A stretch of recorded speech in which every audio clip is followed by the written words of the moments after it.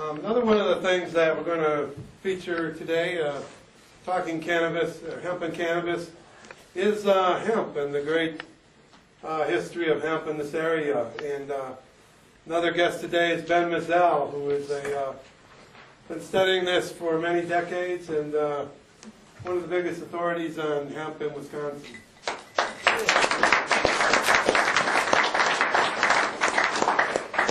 Thomas Jefferson once remarked that the greatest contribution one could make to one's country, or among the greatest contributions, was the introduction of a useful new plant to its agriculture. Which begs the question, what do you call somebody who removes a useful plant from your country's agriculture?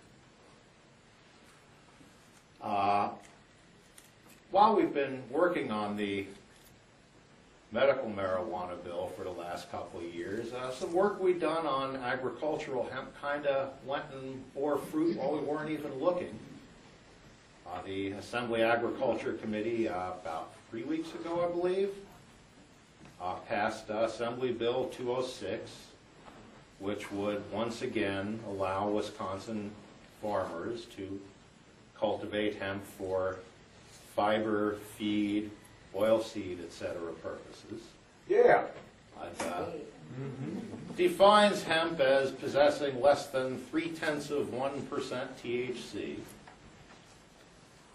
Passage of this bill, assuming we can get it through the full legislature, and that's sort of a question as to whether the Speaker will now schedule a floor vote, despite the near unanimous vote in the Agriculture Committee. But won't immediately allow farmers to grow because they would still need federal licenses. It's a little bit dicier situation in that the President has said that he would not interfere with state medical marijuana production, but they have not made a similar commitment towards state licensed agricultural hemp. In fact, the two North Dakota farmers, one of them the Republican Speaker of the State Assembly of North Dakota, Dave Monson, who have their state licenses and sought to, I guess it's now 3 years ago, get a federal license to put in their first crop. Well, the DEA never processed their application. They took the $4,000 application fee and have neither approved it nor denied it. Those two farmers then filed suit in federal court seeking an order that the DEA process their application one way or the other so that if denied they could appeal, or if approved they could get a crop in. And they recently lost their federal appeal, so their applications are still pending. Would not actually take new action by the Congress to allow farmers to grow hemp. Long since the original marijuana prohibition in 1937, farmers were issued licenses by the federal government, initially for a $100 fee. The last farmers to legally produce hemp were about 20 miles from here, the last mill in Brandon, Wisconsin. Those of you driving south, you can see the old smokestack still on the north edge of town. To your left off Route 59, is it? 49. What town? Brandon. It's the next town after Ripon. So that mill continued operating until early '58, but the last crop was in '57. It took them through the end of the year to process the crop. There they were making, at the very end, upholstery binding twine, taking advantage of the unique strength of the cord from the outer bark of the hemp plant. They went under largely because they were competing with tropical fibers in countries where they were still paying essentially slave wages, while they were paying good union scale up here. Eastern Europe continued. There's Hungarian twines, for instance, have been on the market all the way through. Even though they had marijuana prohibition, their laws are distinguished. My take is that this area would again be one of the major centers of the industry, mostly because we have a paper industry nearby. we found U.S. Department of Agriculture Bulletin 404, written in 1916, which had reported that hemp out-yielded trees for paper 4-to-1. After popularizing this, kind of got a caveat to add, they were comparing hemp as a intensively grown row crop with trees as natural forest. Come the early 1920s, they had switched, because of the, once they'd wiped out all of the natural forest to use as paper, they started growing trees as a row crop as well. So they quickly tripled tree yields, and now they're close. So hemp's advantage will not be so much that it grows faster, although it may depending on local conditions, but that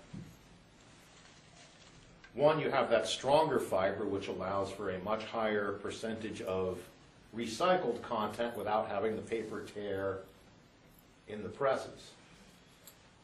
My take is that in the modern era, at the present time, it would not so much replace trees as paper as complement them very nicely. And you'd obviously want to grow it close to the mill because hauling the hemp is a big deal.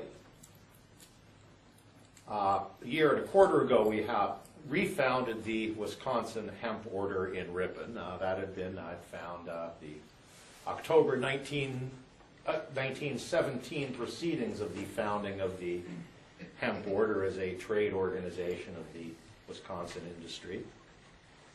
One of the big projects they were setting out between 17 and 18, well, the guys using pickup trucks to move their hemp just a couple miles to the mill, because it's very bulky as raw hemp before it's processed, they weren't paying for the fuel. They ended up still using their horses and hay wagons. But one of the projects they set out was, let's design a truck with a really big back end and still a small front end, because you don't have to haul weight. And of course those trucks did come about, and they started moving it by 1920. One of the other real interesting characteristics, and I'm going to read this quickly. In 1911, this is the yearbook of the Wisconsin Agricultural Experiment Station at the UW. Hemp as a weed eradicator. Experiments have been conducted by the agronomy department on the value of hemp as a means of eradicating noxious weeds. On the state prison farm at Waupun, a field of 3.5 acres infested with crackgrass and Canada thistle was treated 2 years ago. The field was heavily manured. Following spring, it was sown with hemp at a rate of 1 bushel per acre and yielded over 2,100 pounds of fiber per acre, valued at $118. This treatment resulted in complete destruction of thistles and nearly complete annihilation of quackgrass. This is before chemical pesticides. We all know the downsides of using chemical pesticides. So that by the 50s, the very last license issued to grow hemp in Wisconsin was a couple of farmers in La Crosse County who had put it in not because they had anyone to sell the hemp to, because there was no mill, but simply to clear their field of Canada thistle so that they could go back to growing grains on it the following year instead of having to spray pesticides. Sounds good to me. Sounds green to me. Sounds green. I have a question. Yeah. If this would actually go through, going into something like Walmart or something saying you want to buy hemp necklace or a bracelet, it would say like Made in Wisconsin USA. instead of China. That Right. would be great. The law now allows the importation of finished hemp products. It doesn't actually allow them to be produced here. It's in this year of wondering where our manufacturing base has gone. The absolute dumbest move is to directly prohibit our domestic industries from competing with foreign sources. That's insane. Thank you much.